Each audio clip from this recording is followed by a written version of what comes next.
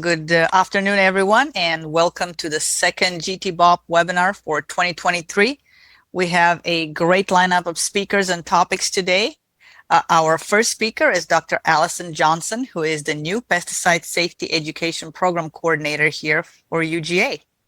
She holds a PhD in entomology and has been working to expand the University of Georgia's Pesticide Safety Education Program. This program is responsible for creating educational resources and training materials to help private and commercial pesticide applicators obtain proper certification for the safe and effective use of pesticides throughout the state. Welcome, Allison. Welcome to the team, and we're glad to have you. Floor is yours. Hi, thank you so much. Let me go ahead and share my screen and we'll get started. Peachy Keen, give me a thumbs up if you can see me. It's looking great. Thank you so much. Okay, perfect. I'm going to get started. Well, good afternoon, GT Boppers. I'm really excited. I used to watch these when I was going through school, so it's fun to actually be presenting at one. Thank you so much for the introduction. So I just wanted to give a little highlight about my program. I'm the new Pesticide Safety Education Program Coordinator at UGA. So any questions you have about licensure or education material, I'm your girl.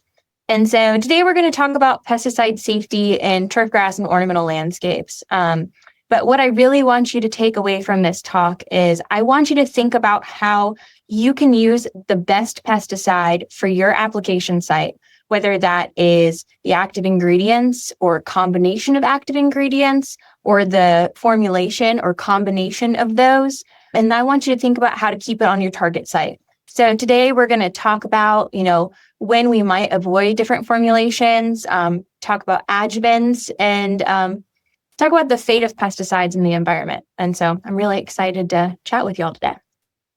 First, I have some not so great news. I've been pushing the Pesticide Clean Day. It's our once-a-year opportunity to dispose of unwanted pesticides throughout the state, but it has been canceled for unforeseen reasons. It's postponed. So if you are registered, I want to say I really appreciate you registering. And as soon as I hear anything about that new date, I'll make sure that the information is spread to all the county agents, and we'll make sure that people know there's going to be a new GT-BOP. And so with that said, I'm going to go ahead and get started. First, if you have any questions, put them in the Q&A box. I will answer them at the end of this talk. And if we run out of time, we'll answer them, at the end of the second talk. But first, I wanted to start with integrated pest management. I don't think you'll ever get away from a turf talk or an ornamental talk without talking about IPM. It's really the future that we need to think about how we're going to manage pests in situations. And in turf and ornamental landscapes, that's about maintaining a healthy environment to protect from pests. You always want to think about maintaining good mowing, good fertilization, good irrigation practices to prevent pests and disease in the first place. Our chemical intervention options we have are basically like Band-Aids, that we have for that quick snap when we get a problem. But when you have a stressed environment, say you've wanted to cut corners and you're cutting more than a third of the blade when you mow because you don't want to come back to that account so quickly. What happens when you cut off a third of the blade of a grass blade? You're cutting off its golden pantry carbohydrate nutrition supply. And so what's going to happen is those roots are going to go into shock and they're just going to shrink back. And so what you've done is created a stressed environment of scalped grass that is only going to be magnified in the damage shown from soil feeding insects because you have those weaker root structures.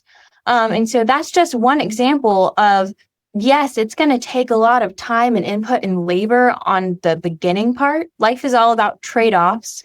It's going to take, more time to mow at a shorter or at a longer height because you're going to have to mow more frequently. You're going to have to pay more attention to how much fertilization, how much nitrogen you're putting in the soil. But that front end work is going to pay off in the end because chemicals, our chemical intervention tools, we're not going to have them forever. I have gotten so many emails this week about EPA registrations being looked at for, the organophosphates and the different insecticides that we thought we've always had. And so the stress doesn't have to be visible to put your desirables at risk. So you can have periods of short drought, you can have somewhat low temperatures. We just had a frost this week. All of that can cause susceptibility to damage. And it's just your part to take a look at your accounts, see what's going on, and make sure you're bettering that environment before you have to use a chemical intervention. And so you're like, okay, Dr. Johnson said good mowing, good fertilization, good pruning. Let's do all of it. But too much of a good thing can also be a bad thing. For example, if you irrigate too frequently around golf courses in the summer, you can actually, cause diseases on your non-targets, like the oaks you may have around golf courses. They can get susceptible to sudden oak death, Phytophthora.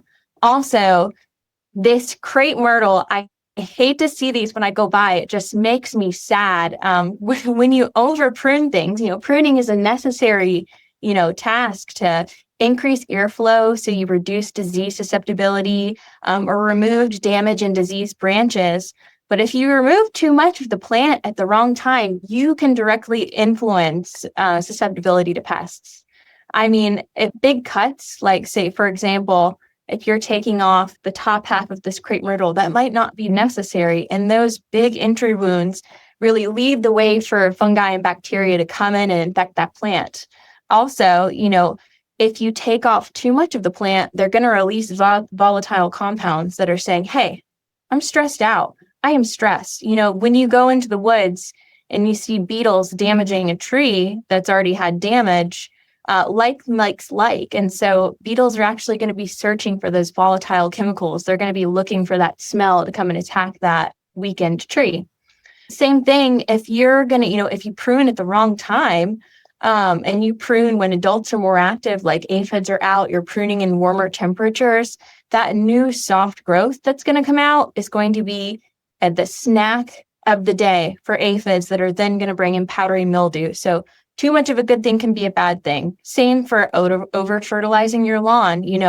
Any sort of nitrogen excess is going to lead to different diseases like brown patch. Or if you over mow your turf and you do it at a really short length, that is introducing yourself to insect pests. And so you want to think about that when you're creating that, balanced environment. When we have weak stress plants, that's when we're going to have to step in with the chemical intervention tool, which are usually our insecticides, our fungicides, and our herbicides. And so I am here today to stand on my soapbox and tell you, let's save what we have. We want to preserve the chemical options that we have because they are excellent tools. But what we need to understand and what we also need to communicate to our clients is that you do not want to expect an insecticide or any other pesticide to give you 100% control. The only time that you are going to get 100% control is when you are in a controlled environment. So you're controlling who is going in and out. Think, for example, greenhouse production, you are controlling the temperature and the humidity and what is happening. Or if you're part of like a government, abatement program, like a mosquito abatement program, where they are doing swaths of calendar sprays of insecticides. What we are controlling is out in nature, and we are not going to get rid of all of the bugs around us, or we're not going to be able to control the weather and humidity. And so anything that we apply isn't really going to give us 100% control. And then I also want to take this time while we're fresh with our 3 p.m. brains to really impress that we do not want to use pesticide formulations where that runoff is going to get into our surface water, our ponds, or any sort of surface drains.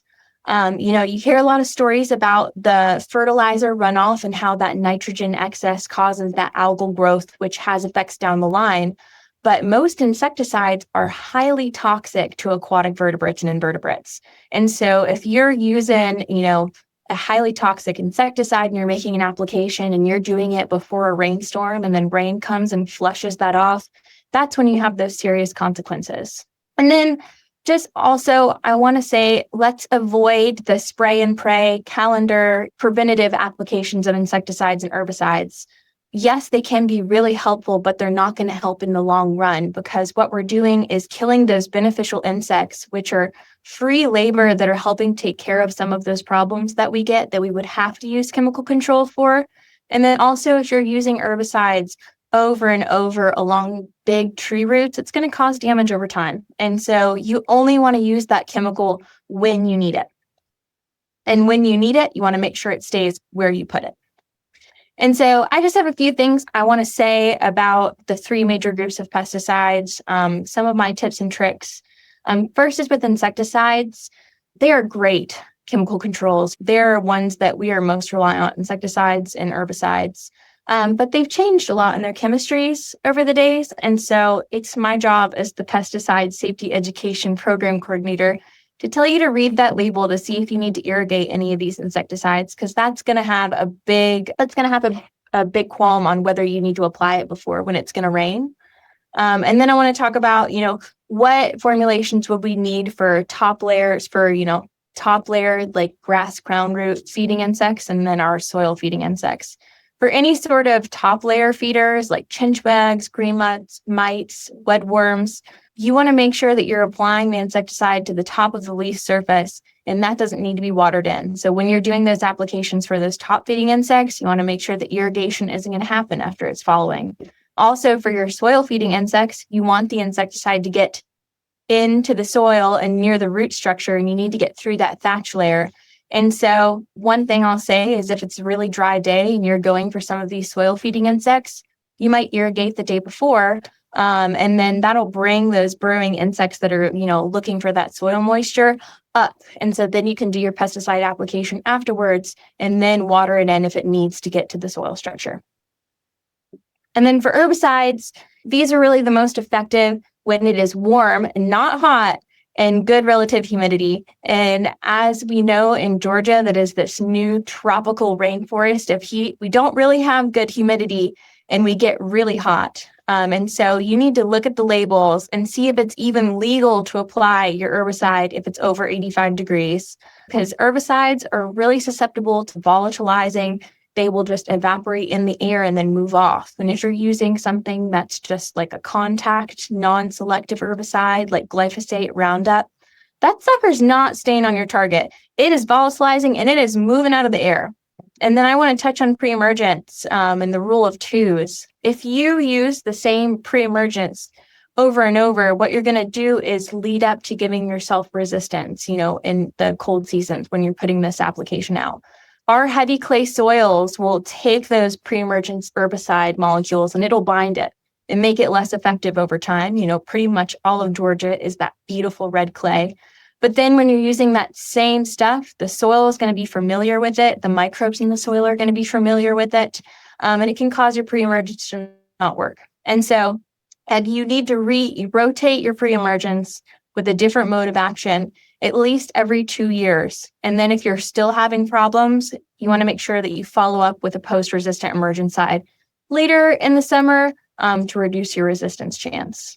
And then timing is also crucial. You don't want to wait until the soil warms up too much to put out your pre-emergence. It's already getting a little warm. Crabgrass germinates when the soil is above 55 degrees. And so if you miss that timing window, then you're going to have to go in with a post-emergence product. And then fungicides. We have our systemic products and then we have our protected fungicides. Our systemic ones are the ones that we need to make sure that we are taking care of because they contact just one specific site or system that fungus needs to survive. And so if there's resistance that's developed in that one site, we're losing that whole, chemical class, those whole suite of options that we have for control. And so, when we're relying on protectant fungicides and, really heavy disease periods, there's a less risk of developing resistance because it's like a protective blanket. It's got more broad spectrum activity. But really stinks about protectant fungicides is that any growth that's coming up, these things aren't going to protect against. And then it's removed by, just the actions of earth. If it's raining, if it's too sunny, if the soil is familiar with the microbes, it's degrading quickly. And if you're mowing your grass clippings and you're bagging those clippings and you're taking them off, you're taking the fungicide that you applied and you're just moving it off site with your grass clippings. And so, during heavy disease periods, sometimes you have to reapply those protectant fungicides every 5 to 10 days. But what I want to tell you is you don't want to train your microbes. What happens when you apply fungicides into the soil, there are these certain microbes that'll take these, these pieces of these chemicals and they grow, they thrive on these. They use them for energy and replication. And so when you're using the same fungicide over and over, what you're basically doing is bulking this community of microbes that can digest and break down your fungicides quickly. And so if you're using the same mode of action more than twice in a row, rule of twos, you're setting yourself up for that product to not work as long as you need it to. And so during disease periods, you might think about creating some sort of rotation calendar to protect the mode of actions that you're using. So like, for example, here, I have one that I made up for dollar spots. So, first I'd go in with the DMI, and then I'd rotate maybe the next week with like a group 7 SDHI, and then I'd follow up with the dicarbomoxide. And then I'd just rotate that calendar during a heavy disease period if I was going, until it's remedied in this kind of situation. And then I wanted to talk about formulation pros and cons. What I think is really cool about us as applicators that are using, equipment that's not ready to use. A lot of structural stuff is ready to use because it's used in food safe areas. It's used around people. While it's safer for the handler, it can be a lot more expensive per application. And I like to think of pest problems when we're using products that need to be mixed with diluents as puzzle pieces that we can adjust. And so you can use a different formulation or a different adjuvant to change the efficacy of the product. You can change how it's laid on the grass blade. If you have a specific problem, you can tailor your mix of chemicals to control that. And I think that's really neat about, what we're doing as applicators. But using the wrong formulation or using the wrong mix of adjuvants can have really serious consequences. And so there are some times when you should maybe avoid different formulations. And we're going to go through those and have a bit of a guessing game. Okay, so this is the first one. This is something that, we really harp on as for protecting our water. But if you're spraying your sensitive sites, water features, how many golf courses do you go to that has like a beautiful pond with stocked fish? How many, well-manicured gardens have water features, small fish ponds? If you're working in an area with surface drains, if you're working with lawn accounts and your clients have a garden or protected pollinator habitat, what you need to be concerned about is runoff. And that's when you want to avoid those true solutions. And so these are usually those water-based products. These are the most common ones that you can buy. You're diluting it with water and you're just applying that solution outright. But what's really inconvenient about these is that spills and splashes are going to be really hard to clean up. And if you're applying when it's about to rain, that's when you increase that chance of runoff. And, you have a bigger risk of, affecting those sensitive sites. And so with true solutions, you might think about adding an adjuvant to either thicken the product, add some sort of slicker agent to make sure it's staying where you put it. Or you may tank mix a solution and another product so that you get that, target sticking effect and you get the control of the solution. And so here I have some plants that have phytotoxic burn. And so that's our $5 word of the day. It's just plant burn from a chemical product. And then in the background, I have this pitted paint finish. And so when you might avoid, if you're managing pests on highly sensitive plants, so if you're doing a lot of work with aesthetic value plants, roses, camellias, hydrangeas, anything that's getting affected by like a chewing, insect, or you're near anything with finished paint, you might avoid emulsifiable concentrates. These are great products because they stay where you put them. They are those petroleum and solvent-based products. You want to be careful when you're mixing and loading these because they get into the skin really well because it's an emulsion. It's basically like skin lotion, but they can be really highly phytotoxic to plants. They can cause a lot of burn on your sensitive stuff, and they can pit or discolor the finish of paint. And so if you're working around, sheds, tool sheds, houses, any sort of account where you need to be careful about damage from that product, you might avoid an EC. Now, this one to the right, I have this picture of, it's a tomato plant and it's got, white splotchy residue from a pesticide application. And so if your application needs to be unnoticeable, you need that clear solution finish, you might avoid a wettable powder. So WPs, they're really easy to transport and handle because they're a powder that you then mix with a diluent, usually water, but they're more likely to leave a residue on plants than like emulsifiable concentrates do, although they're less likely to burn the plant. These things, they require specialized equipment because you're going to need that constant mechanical agitation to keep it actually suspended in the water, because it's just a powder.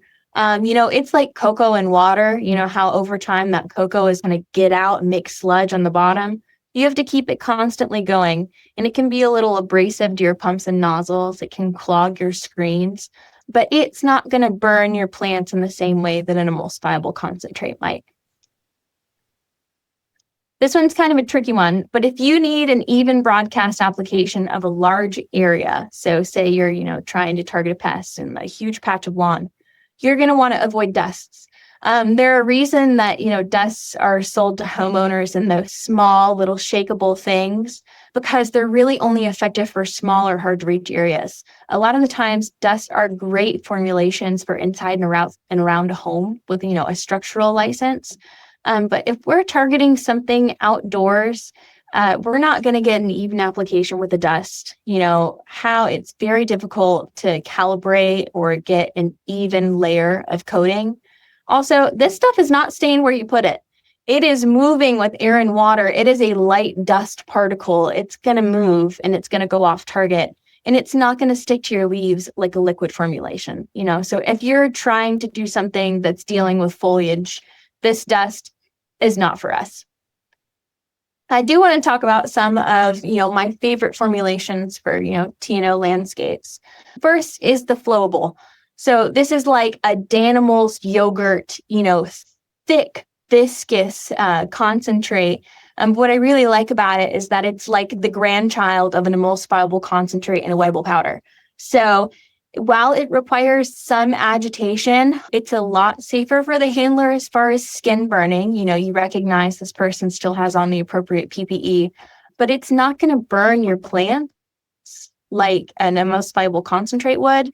And it's not going to cause as much of a residue as a wettable powder would. And so you're getting those two benefits of those two concentrations. And often these are labeled for insect pests and mites on ornamental plants. And so yes, it can cause wear to your equipment, as many things could. Usually the stuff that wears least are solutions. But this is going to be a great product that's going to stick on the foliage and control the pest when you need it. And then I also wanted to talk about granulars. We love granulars in these applications. Yes, they're going to have a lower percentage of active ingredient than sprays, but what it really gives you is flexibility. If that product doesn't, need to be watered in immediately to work, you're going to get a little bit of a longer term control because active ingredient from these products are going to slowly release over time where you put it. Pellets are the same, except they have a more even application because they're the exact same size and weight as they're pressed out from that extruder. The only disadvantage is, and I'm going to show a video just on this next slide, is that first, you need to calibrate with the actual product. So you need to calibrate your spreader every single time you use it with the product that you're using. Even if it's the same product, the granulars aren't going to be the same size. That it's not going to stick to foliage or uneven surfaces like you want. But what is the real disadvantage of granulars is how hazardous they can be to non-targets. And so this is actually a video advertising for an ant bait. It's a great ant bait. But what I think they missed here is that they put this granular product on a hard, non-porous surface like concrete. And so do you think that this is going to stay where they put it? Yes, some of the ants are going to take it back and you're going to get the management that you want. But think about, the little chickadees that are going to come by and take these back to their nest. Think about the little kids that are going to run on this concrete with their sticky little wet feet and bring it back into the house. This is not going to stay where you applied it, and it's going to cause effects to non-target organisms. And so, one thing, if you're using a granular in a situation where you've applied, on your bed, some of it's gotten onto a driveway or a sidewalk, just blow it back into the soil or, the grass or the pine straw bed. Just blow it back away from the concrete. Okay, now on to tank mixes. Some of my favorite. Tank mixes provides us this really great ease because you can put, 2 or more pesticides or pesticides and fertilizers. You can mix as many things as you want as long as they're compatible to reduce the applications that you need to make if you need to do an insecticide and herbicide. But even when a tank mix includes ingredients at the label concentration, if you unknowingly had a double dose of emulsifiers that were already in your products, or you put additives in the tank, they may create a phytotoxic solution, so you can cause that plant burn. In some cases, chemicals mixed together, especially pesticides and fertilizers, cancel out the effectiveness of each other. So they're just not going to work at all. Sometimes that can cause a flammable chemical reaction. And then, in some cases, when you add pesticides together, you get this really good synergistic effect. So they're both complementing each other and they are becoming, super strength pesticides in their efficacy. But that can also be a problem for our non-target organisms, which we're going to talk about. And so they're legal if they're not prohibited in the directions for use part of your label. So you always want to check that part of your label, make sure you can actually do it. But you should seek advice from your local extension agents before you use a new tank mix. You don't want to go wasting, the money. You can always test first to talk about jar testing, but, you want to use what works and you don't want to purchase adjuvants that may not be compatible with the stuff you already have. And then also one thing I like to suggest is to look for different keywords. You can usually find copies, of your label online, and you can Control F. So you can do a direct search and look for these keywords. Search for mix, search for agitation, search for fertilizer. That's going to tell you if that chemical reaction between your pesticide and fertilizer might happen. Search for adjuvants, and then also look for do not mix, because these mixing directions can be in different parts of the label. And I know y'all have all read the label, that big, beautiful packet on the back of your pesticide, and you've gone through it just like any other book. But you can actually use a controlled search to find where, there might be directions on what tank mixes are good and what tank mixes to avoid using these keywords. And so, like I said, test before you commit, try before you buy. You want to think about jar testing your chemicals that you're going to add to your tank mix in the order that you would mix them. And you want to see if they're actually, physically or chemically compatible. I also want you to think about product placement. So are you going to mix two things? One is leaf and crown absorbed, and then the other is root absorbed. What if you do both that are leaf and crown absorbed? It's going to be great. That's a very good mix because they're going to the same target site. If you mix one that has, leaf crown absorbed and one is soil absorbed, you're losing the efficacy at least one of those products because it's not going to go where you put it. If you're putting a leaf crown into the soil, it's not going to give you the same efficacy it would by itself. And then you also want to mix in the proper order. So you want to go from dry to wet. You always want to start with your wettable powders, your dry granulars. Then you move into your thicker stuff like your flowables, that Danimal yogurts, pesticide. Then you move to your ECs, your emulsifiable concentrates, the oily ones.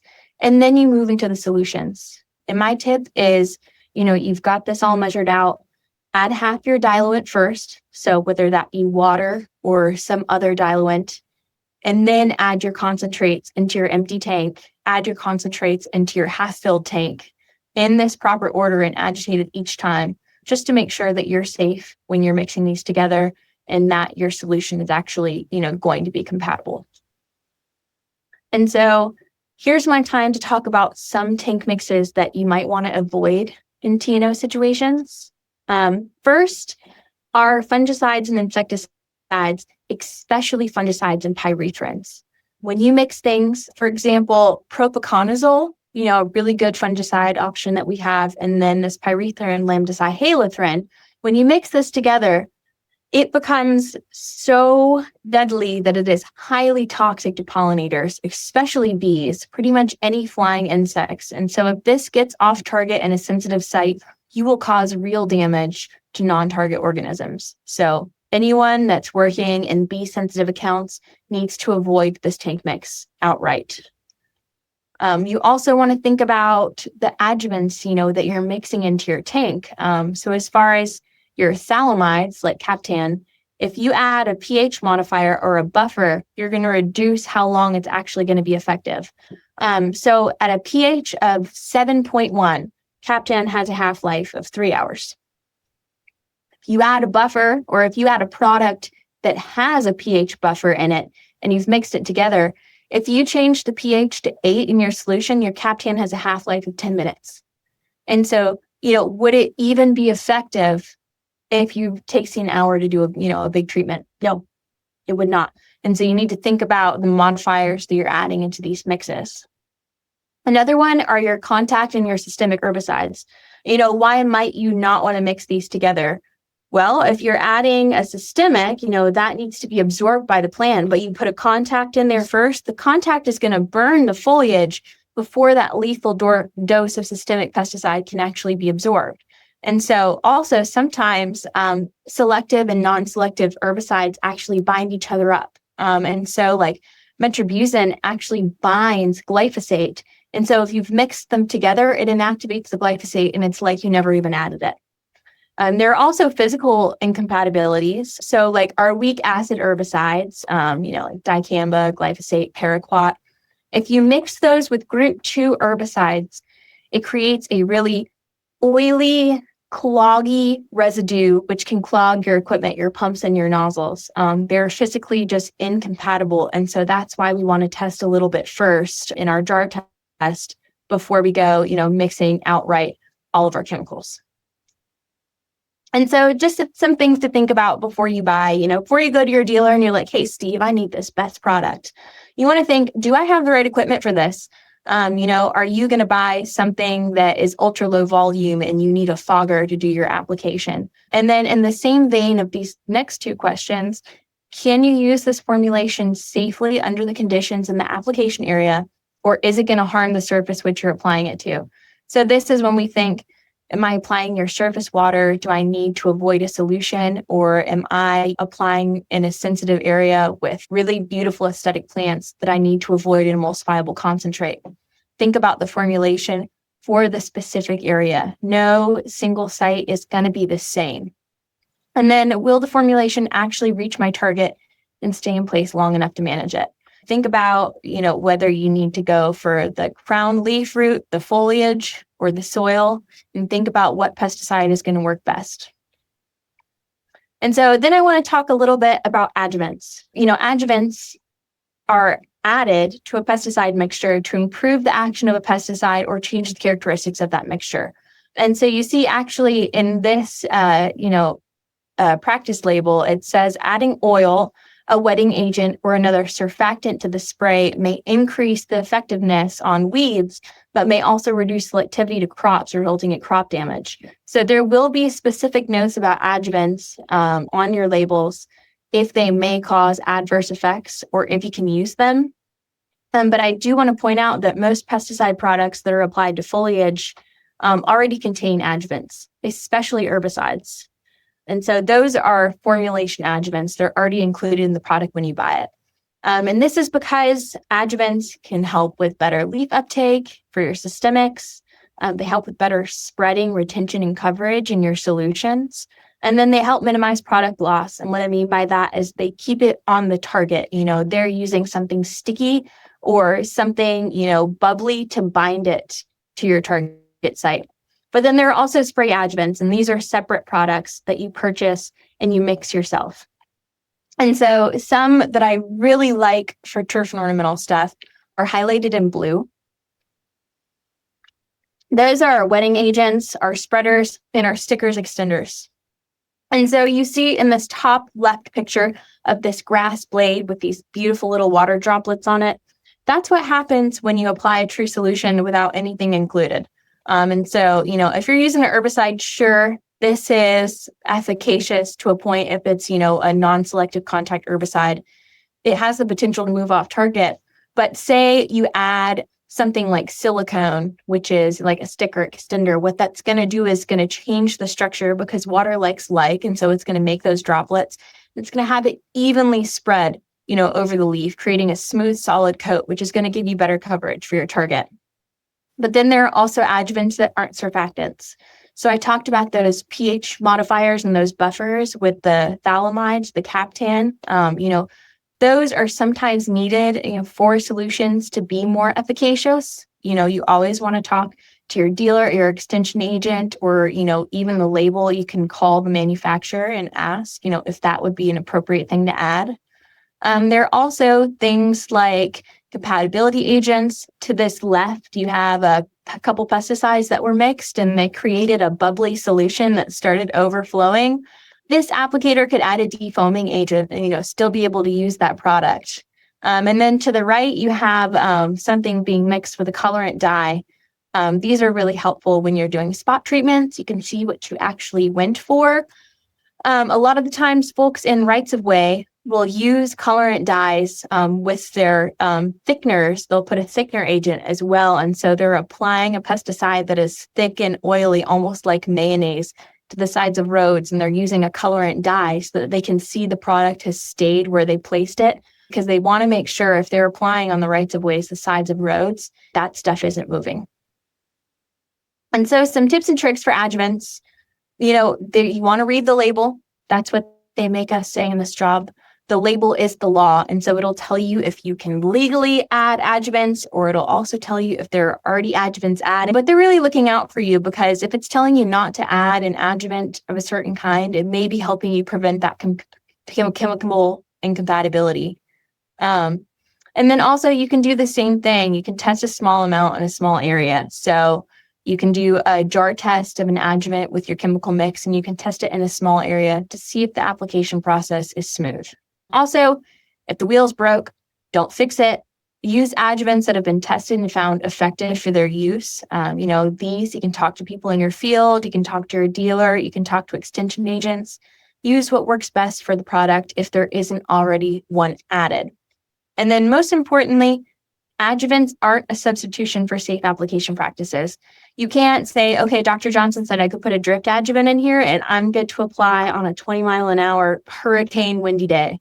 No, they're not an excuse for having smart application practices. You can't add a drift adjuvant and apply at over 85 degrees, if the label says you can't for your herbicides. You want to make sure that you're still applying in a smart way. And then I want to talk about a little bit about fate of pesticides in the environment.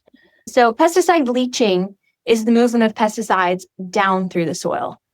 Fortunately for us in turf ornamental landscapes, this really isn't a problem for us because the grass forms are really thick covering. You've got that thatch and you've got that well set in grass. That is a soil barrier along with the root structures. If you've got healthy grass, you've got protection in the soil because most pesticides aren't going to travel past that root structure. They're going to be absorbed and they're going to kind of sit in that area and be broken down. And so the groundwater contamination risk from applications on turf is reduced, but it's not existent. You can still have really highly soluble pesticides like atrazine, or you can have different formulations. So think about the salt formulation of 2,4-D versus the ester. These are a lot more soluble and they're more likely to leach into the groundwater if that water table is close. And then also anything with surface drains. If you're dealing with the golf course with surface drains, you're at a much higher risk for having, pesticide leaching into groundwater, but pesticide runoff is a completely different issue. And so this is something I like to bring up. Where do your highly soluble pesticides go? Into your drinking water.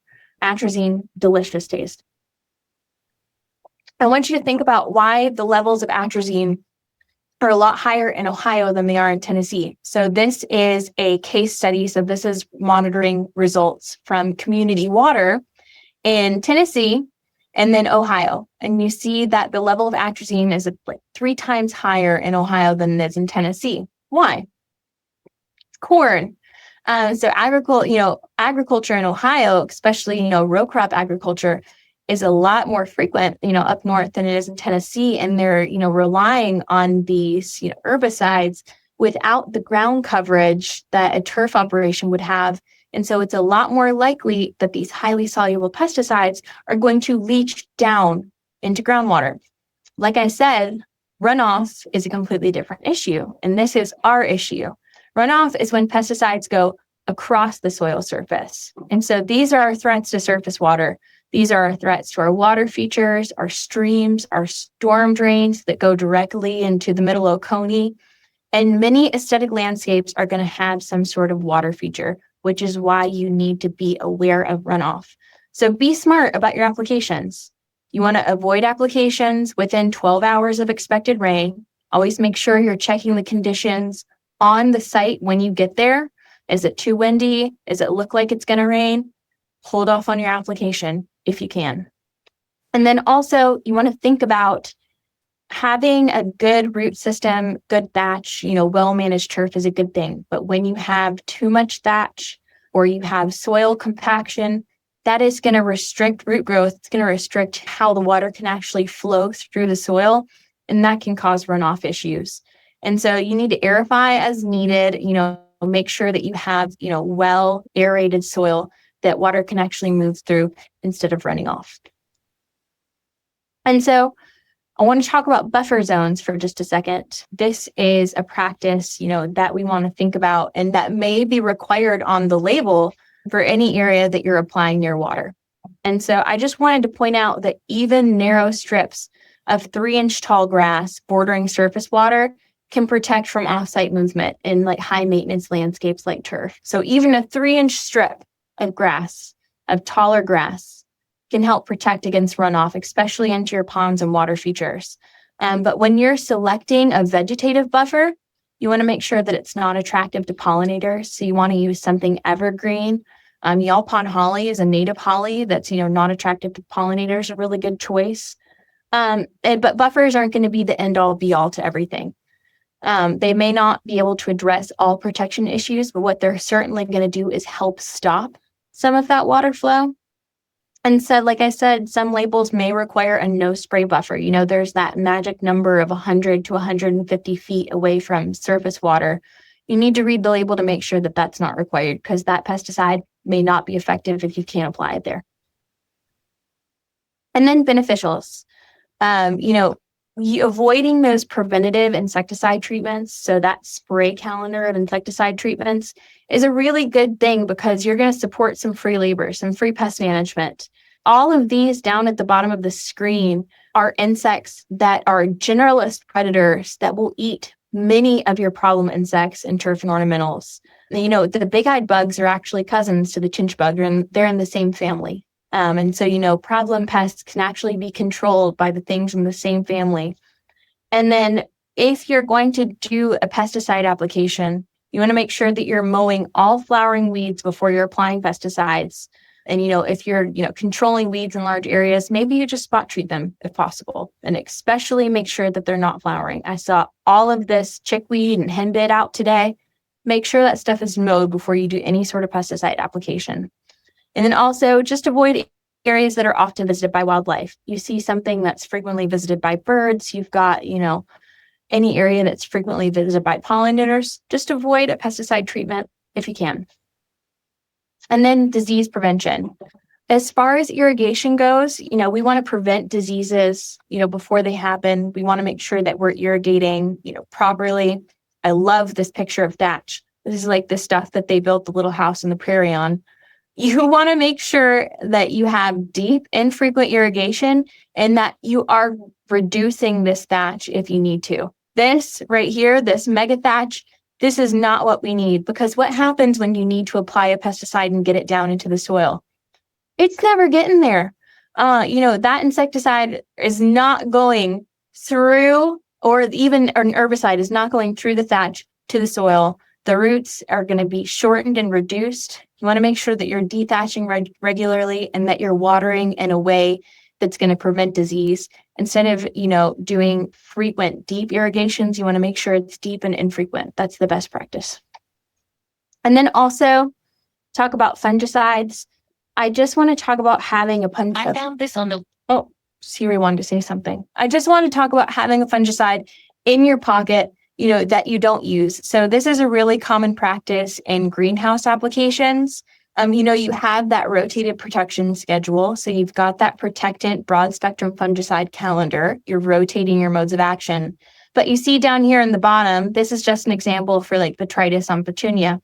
they have that post-harvest fungicide in a different category that those flowers have never seen. That's a really good option for you to do. Keep your production calendar, keep these products that you're rotating to make sure that you're, reducing resistance, but keep a fungicide or an insecticide that you know is going to be effective that you don't use on hand just in case you need to. And so that's a good option if you're dealing with something that is stubborn.